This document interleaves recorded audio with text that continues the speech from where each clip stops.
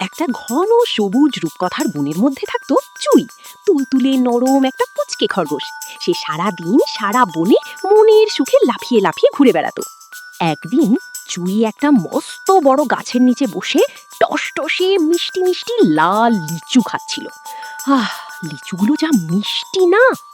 কিন্তু শোক তো বেশি দিন সয় না।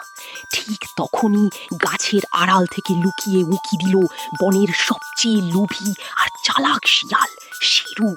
শেরুর সামনে এসে গর্জে বলল, আহা চুই, আজকে আমার দুপুরের খাবার রেডি। আজ তোকে আমি কামড়িয়ে চিবিয়ে খাবো। চুই প্রথমে ভয় পেলেও সে ছিল দারুণ বুদ্ধিমান।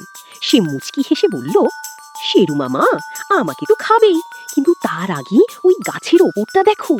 দেখো দেখো, কত বড় আর রসে ভরা একটা মৌচাক। আমি তো ছোট, নাগাল পাচ্ছি না। তুমি ওটা আগে খেয়ে নাও, তাহলে তোমাকে আরো মিষ্টি লাগবে। মধু! মধুর নাম শুনেই লোভী শিয়ালের জিভে জল চলে এলো। সে আর কিচ্ছু না ভেবে উপরের দিকে হাঁ করে তাকিয়ে রইল। আর তর সইল না শেরুর, শ্যারবর করে গাছের ডাল বেয়ে উপরে উঠতে শুরু করলো মধুর খোঁজে। কিন্তু লোভের মাথায় শেরু একটা মস্ত বড় ভুল করে বসলো। সে না দেখেই সোজা মৌচাকের উপর মস্ত বড় এক থাবা বসিয়ে দিল। বাস, আর যাই কোথায়, শত শত রেগে আগুন মৌমাছি ঝাঁক বেঁধে বেরিয়ে এলো আর শেরুকে দুরমুশ করে হুল ফোটাতে লাগলো। বাপরে, মরে গেলাম রে মাগো! বলতে বলতে শেরু শিয়াল লেজ গুটিয়ে বনের দিকে চম্পট দিল। আর এদিকে আমাদের চুই, সে খিলখিল করে হেসে আবার মনের সুখে লাফাতে লাফাতে বাড়ি চলে গেল। কারণ বুদ্ধি যার, জয় তার।